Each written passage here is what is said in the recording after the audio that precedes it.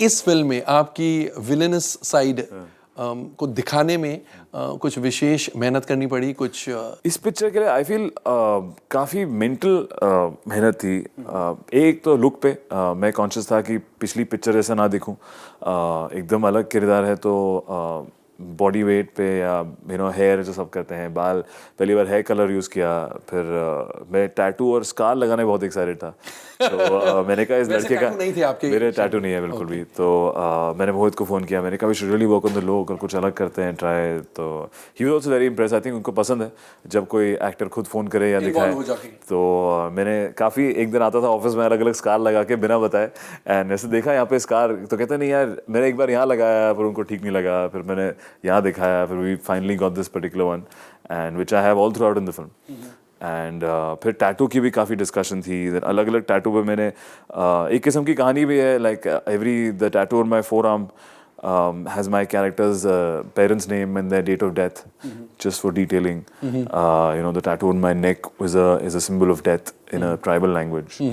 And there's an evil Christ on my shoulder. So I think first time मैंने किया, I think इतना कुछ ज़रूरत थी मुझे इस कैरेक्टर को करने में, and it's quite exciting because as an actor I think आप पहले ही इन्वॉल्व हो जाते हैं पिक्चर में शूटिंग करने से पहले, because आप इतना सोचने लगते हैं कि अगर ये टैटू लगाएगा तो कैसा लगाएगा, अगर ये स्कार होगा तो किधर होगा। So I feel वो mental preparation, हाँ, so you ask so many questions आप पूछते हैं अपने आप से, so that in a way I just realized that already I'm getting answers कि मुझे ये करना चाहिए यार। I think this boy should have slightly more shoulders, और जब ये खड़ा होता है तो एक मुकेश छाबड़ा जो हमारे जिन्हें एक्टिंग करी थी, एक्टिंग वर्कशॉप करी थी हमारे साथ, तो उन्होंने एक बॉडी लैंग्वेज हेल्प करा मुझे कि ये लड़का ऐसे हाथ रखेगा।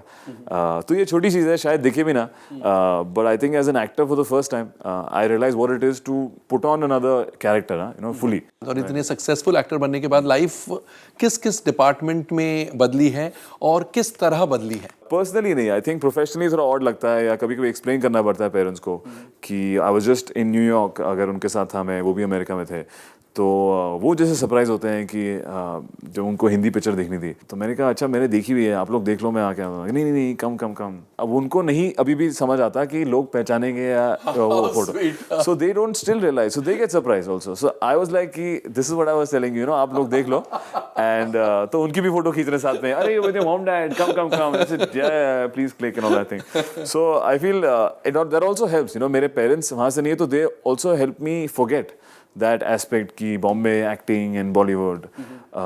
तो अभी मैं भी I am also getting used to it. I think the life style is changing of course. मेरे को भी काफ़ी कुछ सीखना है इंडस्ट्री में। I feel how to deal and be diplomatic at times, or how to say no at times.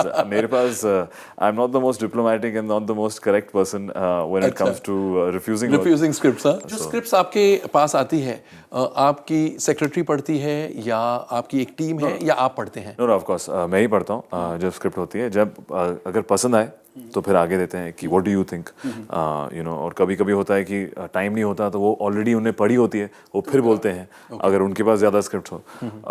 और I think I am mostly like narrations now, I realise, because I think एक narration में, specially अगर film maker narration दे रहा है, तो आपको एक इंस्टिंक्टिवली पता होता है कि वो कैसी पिक्चर देख रहा है, is he getting the correct emotions out, और is he narrating it nicely, और does he have it all down in his head.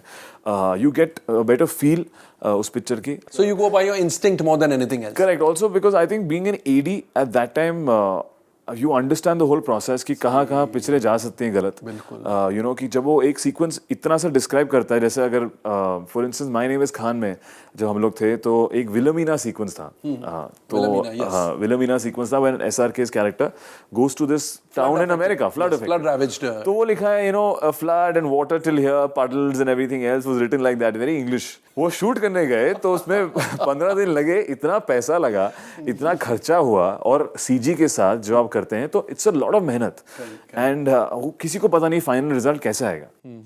So then you यहाँ पर अंडरस्टैंडिंग कि अच्छा जो 4 लाइनें लिखी हैं वहाँ पे, वो 4 लाइनें जब स्क्रीन पे आती है तो उसका अलग ही मतलब है. तो I think that as as a AD really helps me when I hear narrations. I feel luckily when I came to Bombay एक पिक्चर के लिए, वो लकी आई वाज कि वो पिक्चर नहीं शुरू हुई और मैंने फिर वो 4 साल बिताए यहाँ पे, 5 साल बिताए, सीखा, असिस्टिंग किया और तब जाके मैं लॉन्च हुआ. अदरवाइज तब अगर लॉन्च होता तो फिर आई थिंक आज यहाँ नहीं होता फिर.